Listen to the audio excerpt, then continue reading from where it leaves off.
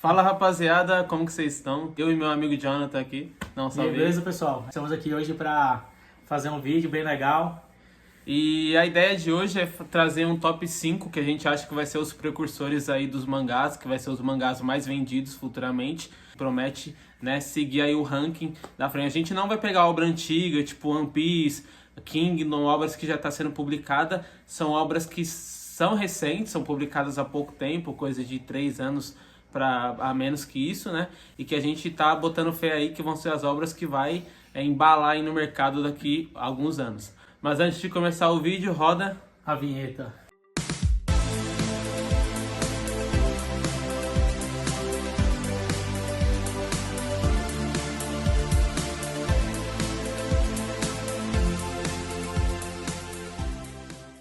Eu vou fazer o meu top 5 e o Jonathan vai fazer o top 5 dele, tá? Então vai ser meio que um top 10, mas pode ser que as obras vão repetir aqui, fechou? Então a gente vai tirar em poupar pra ver quem vai começar falando. E resumindo, é para falar que a gente vai falar de os animes que vão ter uma grande popularidade e por conta disso vai ter um grande booster de vendas nos mangás e vai influenciar provavelmente as novas gerações dos próximos anos, né? É em poupar? Não, aí Já quem quem for, for? vai. Já quem for? Eita, Aí pô, já comecei você bem. começa. Eita caramba. O meu, começando no meu top 5, o meu mangá que eu acho que vai ficar em quinto lugar em questão de repercussão vai ser Atelier The Witch of Hat. Ele é um mangá que já tem um tempo que já está sendo publicado, mas não tem a grande popularidade que ele devia ter. A autora faz parcerias de desenho na Marvel e hoje também trabalha com as editoras japonesas. E é uma obra espetacular. O traço, cara, é lindo demais. E a história vai contar a história da Coco, né? Que é uma menininha que sonha em ser bruxa e não tem potencial para isso, né? Não tem a oportunidade de chegar lá. Aí vai acontecer determinados acontecimentos na vida dela e eventos mágicos que vai transformar o destino dela. E é uma obra que eu recomendo muito e eu acho que depois que sair o anime vai esgotar. Vai esgotar os mangás, Aqui né? no Brasil. Então, é uma boa recomendação. Inclusive, peguem aí suas canetas, anotem as recomendações. Vai que algumas das obras que a gente está falando aqui vocês não conheçam. Por que a gente fala para vocês anotarem e guardar as obras que a gente está falando? Muitas dessas obras, quando estourar, os mangás que vendem aqui no Brasil vão sumir e vão se tornar raros. Então depois o pessoal vai reclamar aí que os mangás não tem mais, mas a gente já tá dando uma avisada antes para vocês se prevenirem, tá bom, pessoal? Bom, vamos pro meu top 5. E cara, me surpreende estar no top 5 essa obra, porque ela poderia estar em um pódio mais alto, porque é uma obra que me surpreendeu muito. Eu vou pegar o mangá dela aqui, ó. Esse é o quinto lugar? Esse é o meu quinto lugar, Blue Box, tá? E, cara, eu não botava fé nessa obra porque é um romance. Só que, olha que diferente, é um romance misturado com esporte, tá? Então a gente vê o protagonista, Nomata, que ele é jogador de badminton, que é um tênis de peteca, né, no caso. E ele acaba se inspirando numa jogadora de basquete, né? Ele acaba se inspirando nela porque ele vê toda a dedicação dela pelo basquete e isso motiva ele a melhorar no badminton. E aí você vai ver o decorrer da jornada dele se esforçando para se tornar uma pessoa melhor, para ele se tornar um esportista melhor e para ele também poder conquistar a crushzinha dele. Então você vai vendo ali algumas coisas bem divertidas, tipo, pô, por que ela tá conversando com esse cara? Esse cara é muito mais bonito, muito mais atlético que eu. E aí você vê... Mais destacado, né? Mais destacado que eu. Aí ele vê... ela conversando com pessoas que aparentemente são bem mais populares e ele começa a buscar melhorar isso nele. Ele começa a treinar, começa a correr e aí você começa a ver o personagem se desenvolvendo. E o legal do romance é isso, você se colocar numa situação onde você precisa se melhorar para você ser bom o suficiente para outra pessoa. Então ele acaba melhorando ele mesmo para poder ser bom o suficiente para ela. É uma história, cara, me surpreendeu demais e eu acho que vai ser um dos precursores aí da nova geração, esse Blue Box, tá? Agora o meu quarto lugar, né? Que é a mesma obra. O que mais me deixou assim alegre assim, nessa obra, porque é a interação entre os personagens, né? Tipo, a parte do slice of life, né? Entre os cotidianos dos personagens e acho que o principal fator é que o protagonista ele é muito especulativo, ele consegue ficar imaginando as situações, como ele deve agir, como as pessoas devem agir com o que ele vai fazer, o que ele vai pensar, entendeu? Isso aí é muito bom desse protagonista aqui. E uma obra que eu recomendo e foi um lançamento, né, na Anime Friends desse ano. Sim, foi lançado pela JBC e só tem esse volume no momento. Então corram atrás enquanto está disponível, é o que eu falo. Essas obras tipo Slice of Life, obras de romance não é muito nosso forte e mesmo assim a gente está recomendando essa obra porque isso aqui é muito bom. E tem outra. Ocorreu até os boatos dos vazamentos dos animes aí da Netflix, né, e outras obras, séries e tudo mais.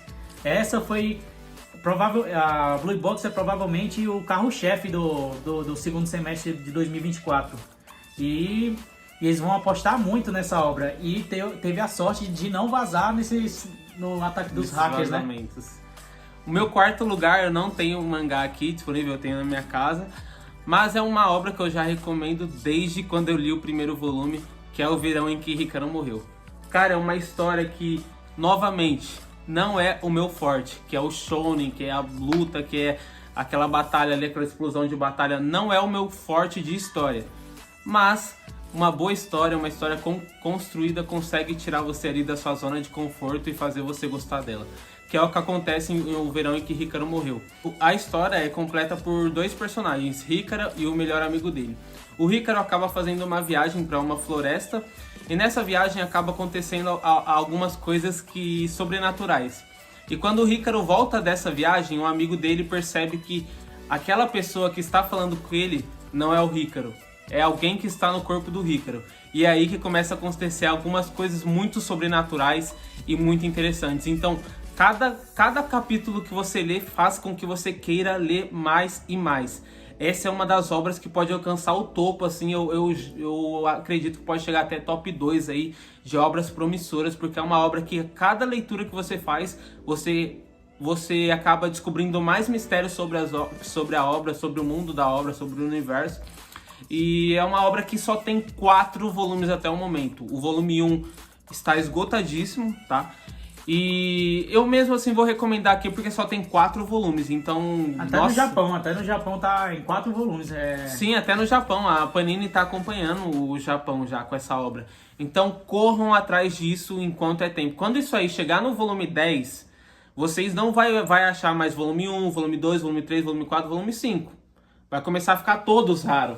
Essa obra vai ficar todos raros. Todos. O volume 1, a grande maioria do pessoal vendendo por mais de 100 reais. É uma obra que ainda não saiu o anime, não é muito hypada, mas pra quem comprou o mangá, já é um grande sucesso. E é uma obra extremamente promissora. Provavelmente pode ser até o número 1. Sim, sim. E é uma obra que vocês me conhecem aqui, quem acompanha o canal há mais tempo. Eu não pago preço cheio em mangá. Mas essa obra é uma que eu faço questão de ir lá na banca e pegar porque tem risco de esgotar. Agora vamos pro meu terceiro lugar, que também vai ser uma obra adaptada pela Netflix. E também não teve... Mas acho que provavelmente vai sair lá para final do ano, acho que é começo de 2025. Sakamoto Days, que já está sendo uma obra que está sendo alavancada pelos editores dentro da Toki, né, da Weekly Shonen Jump, pelos editores, e já tá virando praticamente um pilar. Ela não fica menos do que quarto lugar em toda semana. Ela sempre tá entre os bambambans lá, junto com One Piece, Jujutsu. Dos mais vendidos mensalmente, E né? é uma obra que teve bastante transformação, porque ela começou como comédia e agora já é uma obra mais puxada pra ação. Tipo um John Wick com muita ação a todo momento e com muita... reviravolta dentro da obra, entendeu? E eu recomendo muito. E é uma obra que ainda tá fácil de conseguir os volumes, sim, mas eu acho que depois que saiu o anime, provavelmente vai ser um sucesso de vendas como foi Caju, né? Que muita gente não dava nada e o anime foi um sucesso e eu estouro as vendas nas comic shop, né? Vai contar a história de um cara que era um matador de aluguel, né? Tipo como fosse um espião, um matador. E ele se aposentou e acabou se desleixando, né? Criando uma família, criando vínculos familiares e saiu, né, dessa vida de fazer crimes, né, matar gente e tudo mais. E acontecer determinados fatos que vão entrar dentro do roteiro da história futuramente e vai fazer com que transforme a vida dele novamente, né? Vamos lá pro meu top 3. E, cara, isso aqui não foi combinado, tá? Eu e ele não sabiam o que tinha no top 3 de cada um. E o meu top 3 também é Sakamoto Days. E, cara, eu li Sakamoto Days assim que lançou, tá?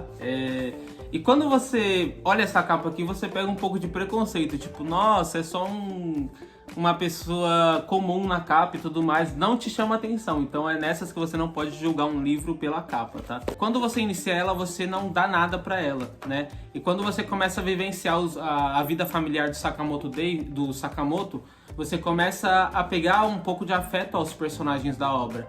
A mulher dele, a filha dele. E aí quando elas correm risco, você fica preocupado. Meu Deus, não aconteça nada com a filha dele, com a mulher dele. Você começa a ficar preocupado. Só que aí, nos primeiros volumes, ele é uma série bem cômica. Então, assim, não é o tipo de obra que no início vai pegar você. Mas se você levar à frente a leitura disso aqui, vai acontecer o que o Jonathan falou. Vai ter mais ação e vai começar vai surpreender. Vai surpreender, vai ter a mudança do cenário que era para ser o início dessa obra. Agora, o meu segundo colocado também estava no top dele, que é o Verão que Ricardo Morreu. E não tem muito o que falar, né? Ele já falou praticamente tudo e é uma obra que envolve muita questão de suspense e drama. E o protagonista sempre fica suspeitando, né, das atitudes do melhor amigo dele. E fica aquela tensão, né, na história todinha. E o desenrolar do roteiro da obra é muito bom e eu recomendo. O Verão em que Ícaro Morreu é uma obra que você se sente dentro do ambiente quando você está lendo. Você lê e a tensão é tão forte que você está lendo como se você estivesse lá dentro. Meu Deus, não pode acontecer isso. E vai lá e acontece. Então, cara, quem não leu isso ainda tá vacilando muito, tá? Meu top 2, né? É isso? Então bora pro meu top 2. Esse aqui é o meu queridinho, né? O meu queridinho. E esse aqui foi recomendado por um inscrito do canal. Não dava nada. Dan. Vai ter um anime aí que foi vazado, Na né? Netflix, outro da Netflix aí, já é o terceiro, né? E, cara, tadinhos da Netflix, cara. E, cara, eu tenho um carinho tão grande por Dan que o anime vazou 6 episódios, né? Foi. E eu falei, não, eu não vou assistir, por quê? Porque eu quero ver esse anime na melhor qualidade possível, com a melhor legenda. Pode ser que saia dublado também, né? Sim. Pode ser que saia dublado. Na melhor legenda possível, na melhor edição gráfica possível, porque às vezes no pirata pode ser que não esteja 100% legal. Então eu falei, não, eu quero ter uma experiência boa com o Dan, vou esperar lançar o anime. E não vi ele aí do que foi hackeado, né?